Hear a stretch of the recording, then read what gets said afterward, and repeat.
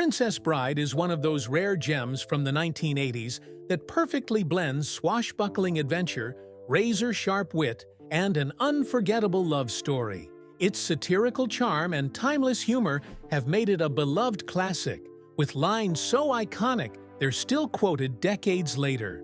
But here's a little secret.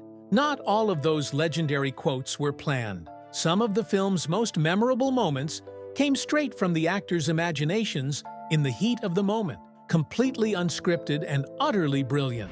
In fact, there's one line in particular that wasn't in the script at all that left fans stunned. Join us as we step back into the magical world of The Princess Bride. The show's casting. Who doesn't love the Princess Bride cast? When the movie hit theaters in the 80s, it wasn't exactly a box office smash, but that didn't stop it from becoming a cult favorite. Over the years, it's only grown in popularity, cementing itself as one of the most beloved fantasy films of all time. Directed by Rob Reiner and based on William Goldman's 1973 novel, this romantic adventure follows Westley, a humble farmhand who embarks on a wild journey to rescue his one true love, Princess Buttercup, from the clutches of evil. With swashbuckling sword fights, laugh-out-loud humor, and a love story for the ages, The Princess Bride has been winning over audiences for decades. But let's be real, the magic of the movie wouldn't be the same without its unforgettable cast. From Westley's charm to Fezzik's heart to Inigo Montoya's iconic vengeance quest, we all know the line, "Hello, my name is Inigo Montoya." Every actor brought something truly special to the table. The casting was so on point that it's almost impossible to picture anyone else in those roles. Cary Elwes nailed the dashing yet mischievous Westley. Robin Wright embodied the grace and strength of Buttercup. And let's not forget Andre the Giant as the lovable Fezzik. But here's the kicker. Some of them almost didn't make the cut. Imagine how different the movie would have been. It's wild to think about, but thankfully, fate worked its magic. And we got the legendary cast we all know and love today. We all know that casting is the secret sauce to making a successful movie, but did you know Robin Wright wasn't cast as Princess Buttercup until the last minute? In fact, The Princess Bride could have looked very different. According to William Goldman, the original frontrunner for Buttercup was none other than Carrie Fisher. She just felt like the perfect fit for the role. But Fisher wasn't the only actress in the mix. Uma Thurman, Courtney Cox, and Meg Ryan also auditioned. Yet, despite the strong contenders, the search for Buttercup dragged on. By the time Cary Elwes was cast, Billy Crystal and Christopher Guest had already signed on. But there was still no Princess Buttercup. With just a week to go before filming, a panicked Rob Reiner, who had been auditioning mostly British actresses, finally agreed to watch Robin Wright's audition tape thanks to a little push from casting director Jane Jenkins. The moment he saw it, he knew he had found his Buttercup. They needed someone drop-dead gorgeous, but not just that. Buttercup had to be sweet, charming, and most importantly, get the film's humor. Robin Wright had it all. Plus, her English accent? That was just the cherry on top.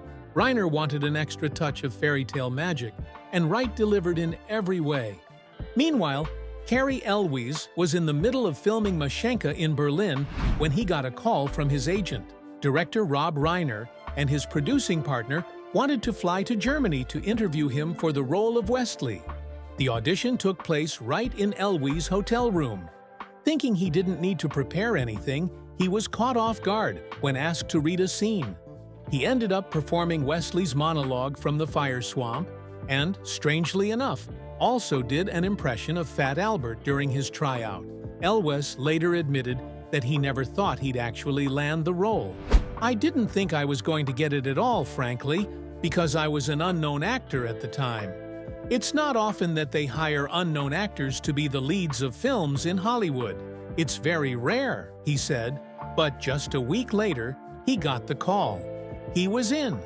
Looking back, Elwes has said he was beyond excited to be part of the film, not just because it was a major opportunity, but because he was already a huge fan of William Goldman's novel, The Princess Bride, as well as Rob Reiner's work. That enthusiasm probably made him even more nervous for the audition. But in the end, it all worked out.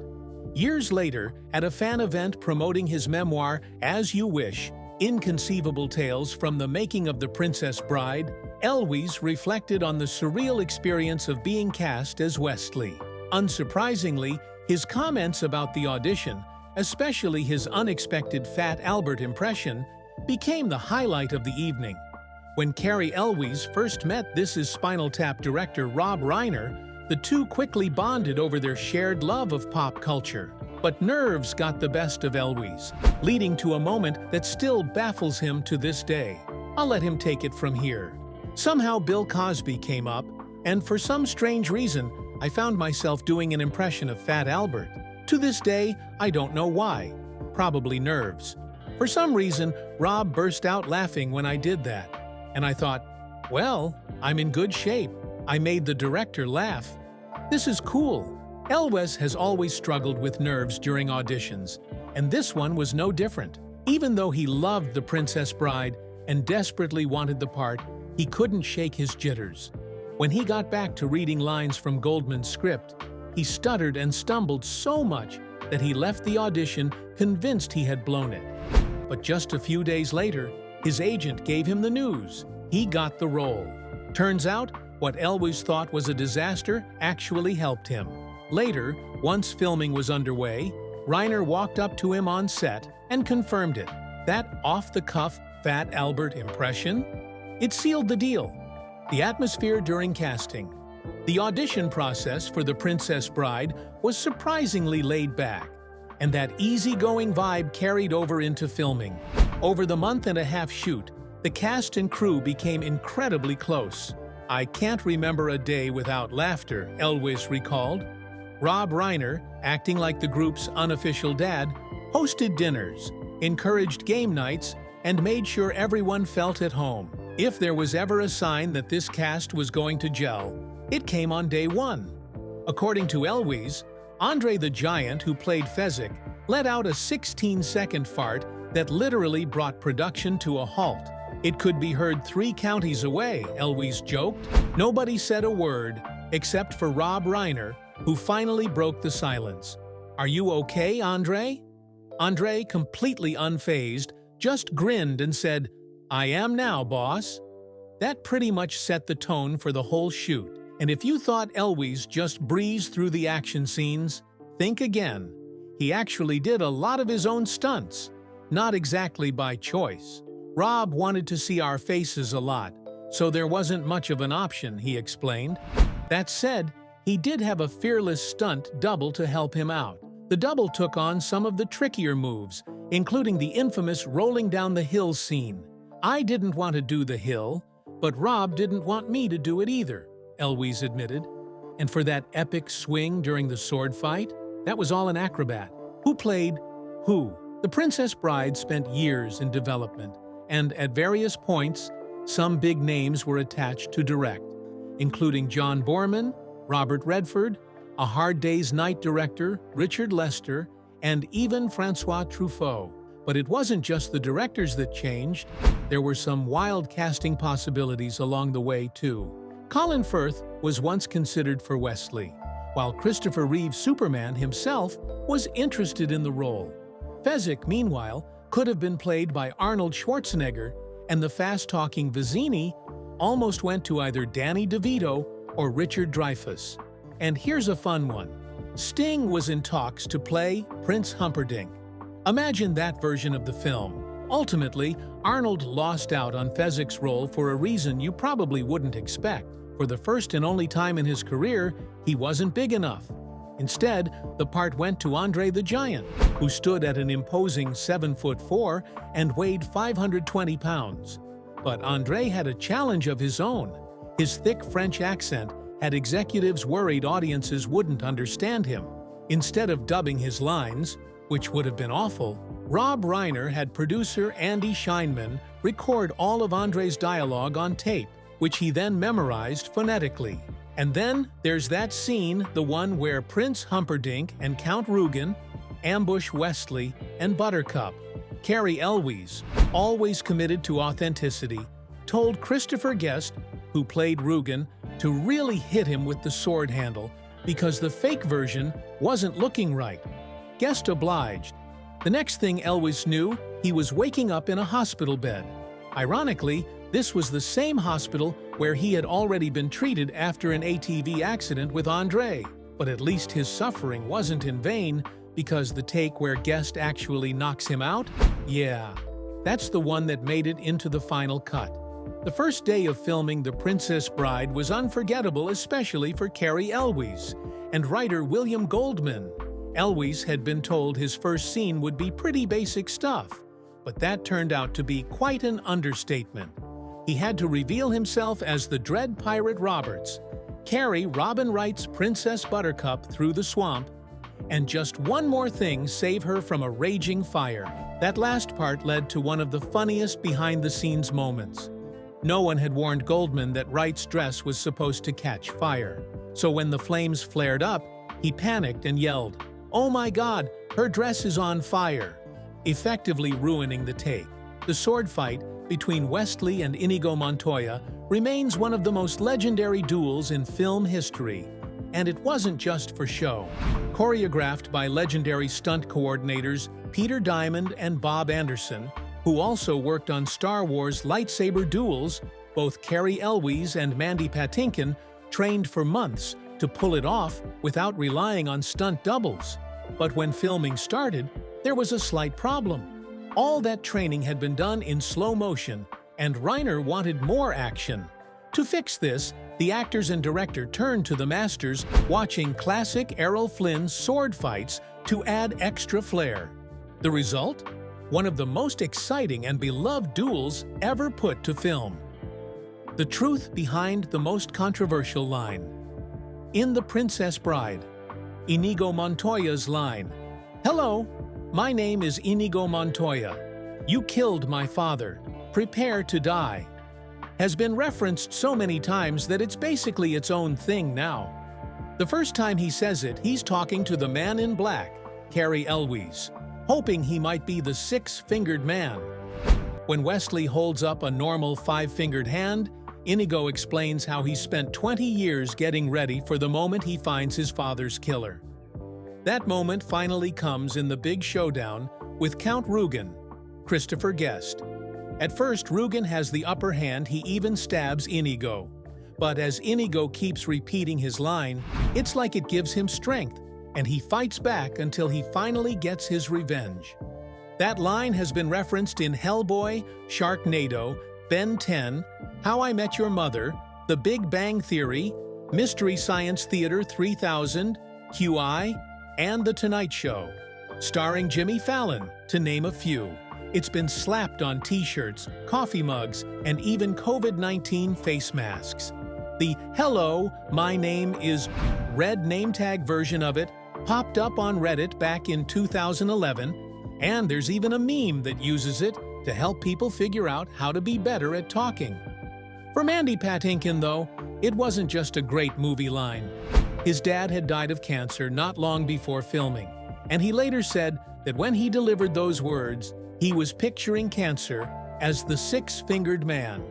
"The minute I read the script, I knew," he said. "I told my wife, I'm going to do this part because, in my mind, if I get the six-fingered man, that means I killed the cancer that killed my dad, and I'll get to visit my dad."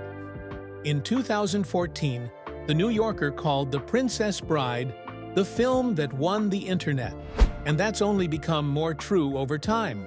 The movie has inspired an endless supply of GIFs, memes, and movie theater quote-alongs, and even got an entire NFL kickoff episode packed with references. Then came 2020, when the world shut down and people got creative. A group of actors put together home movie, The Princess Bride for Kibi, filming scenes in their own homes as a tribute to the movie. Later that year, the original cast reunited for a virtual table read of the script to raise money for the Wisconsin Democratic Party. That didn't sit well with Republican Senator Ted Cruz, who happens to be a huge fan of the movie, and apparently wasn't thrilled to see it used for a cause he didn't support. Controversies surrounding some of the casts. Following the show's immense success, the cast went on to do marvelously well for themselves. But soon enough, scandals and controversies began rearing their ugly heads. And one person who had to find a way to manage this scandal was none other than Robin Wright.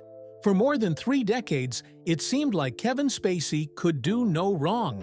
From his first star turn in 1986 on Broadway, opposite Jack Lemmon in Eugene O'Neill's theatrical tour de force, A Long Day's Journey into Night, through the spring 2017 release of the 5th season of House of Cards, the actor left an indelible mark on stage, screen, and cinema. Widely hailed as one of the finest actors of his generation, Spacey won a Tony Award for his 1991 role in Neil Simon's Lost in Yonkers, and a Best Supporting Actor Academy Award for his sublime performance in 1995's The Usual Suspects. His 1999 portrayal in American Beauty as a suburban ad executive, infatuated with his teen daughter's best friend, played by actress Mena Suvari, earned him the Oscar for Best Actor. In 2004, Spacey was named to one of the most prestigious posts in the London Theatre World Artistic Director of the Old Vic, the iconic non-profit theatrical institution and performance space, a position he held for 11 years. Then came House of Cards, a cultural blockbuster that made Netflix the first streaming service ever nominated for, and ultimately awarded, Primetime Emmys, Golden Globes, and Academy Awards, ushering in a revolution in high-quality streaming original series. Netflix reported total subscribers at just under 31 million in the 4th quarter of 2012, just before the show debuted. Within 3 years, that figure had more than doubled and has more than doubled again since 2015, according to a public summary of quarterly reports. For 5 seasons, Spacey and his exquisitely evil character, Frank Underwood, were the toast of Washington, D.C., even playfully warned, along with actress Robin Wright, who played First Lady Claire Underwood, by the real President of the United States, no spoilers. But in the fall of 2017, Spacey's career came crashing down with devastating swiftness and near-Shakespearean consequences. It began when actor Anthony Rapp accused Spacey of making an inappropriate sexual advance toward him in 1986, when Rapp was just 14 years old. He alleged that a then 26-year-old Spacey climbed on top of him in a bed after a party and made a sexual advance. He also said he contacted the website's reporter after being inspired by the Weinstein revelations. As an attempt to deflect, Spacey posts a statement on Twitter the next day, saying he is beyond horrified by the story, but did not remember the alleged incident. He also apologized for what would have been deeply inappropriate drunken behavior. But with the second half of his statement, Spacey sparked fresh controversy by coming out as a gay man in response to Rapp's accusation. This move ignited backlash, particularly from the LGBTQ community, for conflating alleged pedophilia with homosexuality. As the controversy escalated, more accusations surfaced.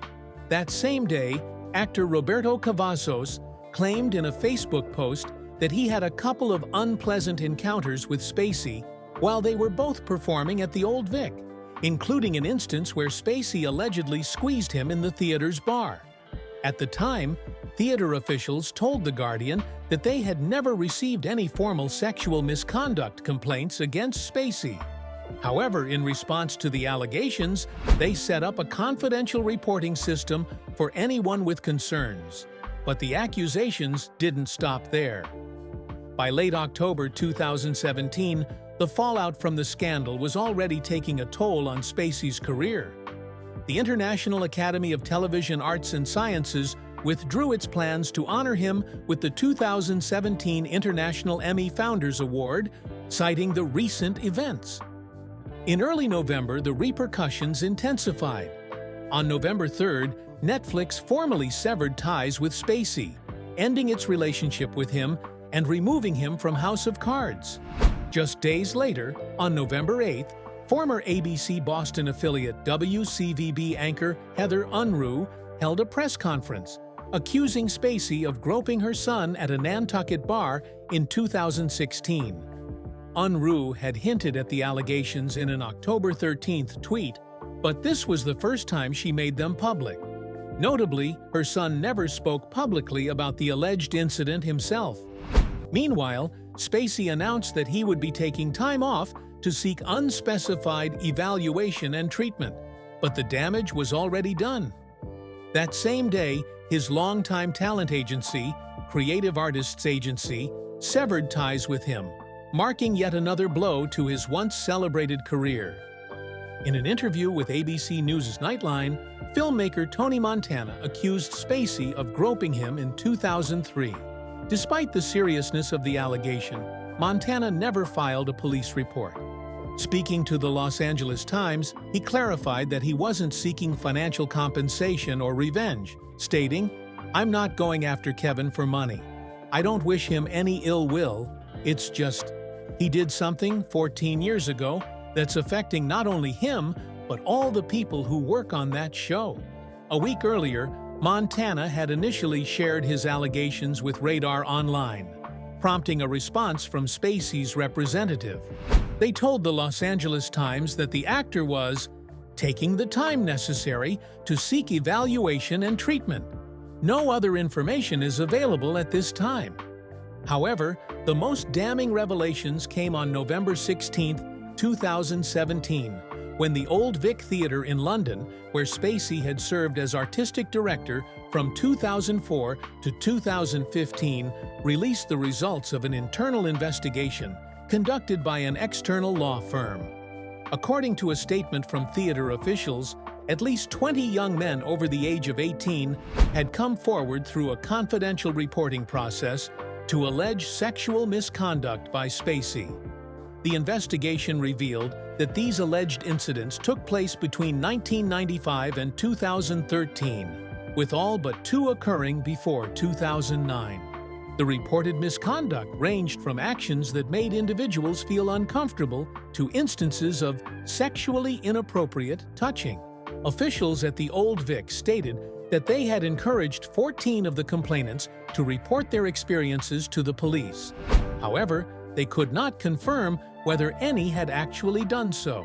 Following the wave of allegations against Kevin Spacey, many turned to Robin Wright, hoping she would speak out about the case and possibly reveal if she had been a victim as well.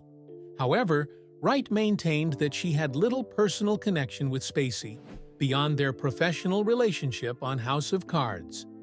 In a taped interview on NBC's Today Show, she expressed that the cast was both surprised and saddened by the accusations, but clarified, "I really didn't know the man." She explained that their interactions were limited to filming, saying, "We only knew each other between action and cut." While she acknowledged that they shared light-hearted moments between scenes and that Spacey had always been professional toward her, she did not comment further on his alleged behavior off-set. Following Spacey's firing from House of Cards, the show's final season was rewritten to center on Wright's character, Claire Underwood, who assumed the presidency after her husband's resignation in Season 5. Yet, the drama didn't end there. Despite Wright's claims of having limited familiarity with Spacey, their off-screen friendship appeared to go much deeper than she suggested. Over the years, their professional partnership naturally extended beyond the set, mirroring the dynamic of their on-screen counterparts, Frances and Claire Underwood. In fact, Spacey himself has publicly described Wright as a close friend. During a recent appearance on Piers Morgan Uncensored, he reflected on their time together, reaffirming that they shared a strong bond after years of working alongside one another. Kevin Spacey contradicted Robin Wright's claims of not knowing him well, stating in an interview on Piers Morgan Uncensored that he believed they knew each other rather well. When asked if they were good friends, he responded that he believed so, and described working with Wright as a marvelous, wonderful experience every day. Spacey also revealed that their connection predated House of Cards, explaining that he had known Wright since her marriage to Sean Penn. He mentioned that they had worked together on the film Hurly-Burly, and emphasized that their relationship went back a very long time. Despite this history, Spacey admitted that Wright distanced herself from him after the sexual assault allegations surfaced. He disclosed that he had not heard from her since September or October of 2017. However, he expressed understanding regarding her decision, stating that he was making an effort not to be judgmental, even if people do things that he doesn't understand. Instead, he said he was trying to seek understanding about it and not judgment.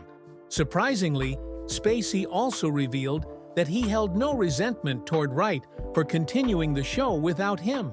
He acknowledged that she went on to lead House of Cards while he struggled to clear his name, but did not express any bitterness over her financial success in his absence. During the same interview, Piers Morgan pointed out that Robin Wright had continued with House of Cards and profited significantly from the show that Spacey had helped turn into a global success. However, Spacey quickly defended Wright, insisting that she deserved everything she had earned. Ultimately, Spacey's response suggested that he had emerged from the controversy with a stronger and more resilient outlook.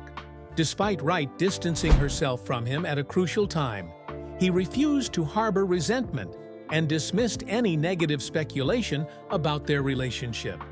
More controversies? We all remember Fred Savage as the adorable grandson in The Princess Bride and the lovable Kevin Arnold from The Wonder Years. But as he grew up, his once innocent image took a few hits, especially in 2022 when allegations began swirling around him. It turns out that Savage's journey from child star to director and producer wasn't as smooth as fans might have hoped. In May 2022, Savage was fired from his role as director and executive producer of the reboot of The Wonder Years. Why? 6 female crew members came forward with unsettling claims about his behavior on set.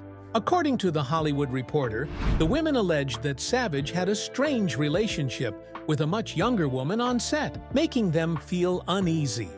They also accused him of verbal harassment and even physical assault against one former crew member. These allegations prompted Disney Television Studios to launch an investigation, and once it wrapped up, Savage was promptly let go. Savage denied all the claims, issuing a heartfelt statement to NBC News. "Since I was 6 years old, I have worked on hundreds of sets with thousands of people, and have always strived to contribute to an inclusive, safe, and supportive work environment," he said. "It is devastating to learn that there are co-workers who feel I have fallen short of these goals." While he admitted that some accusations were outright false, he acknowledged that even one person feeling hurt by his actions was one person too many. But this isn't the first time Savage has faced misconduct allegations. Back in 1993, during the original run of The Wonder Years, a costumer sued him, then just 16, and co-star Jason Hervey for sexual harassment. The case was settled out of court, but actress Allie Mills, who played Savage's mom on the show, claimed the lawsuit influenced ABC's decision to cancel the series. Mills defended Savage fiercely, calling him the least offensive, most wonderful, sweet human being that ever walked the face of the earth.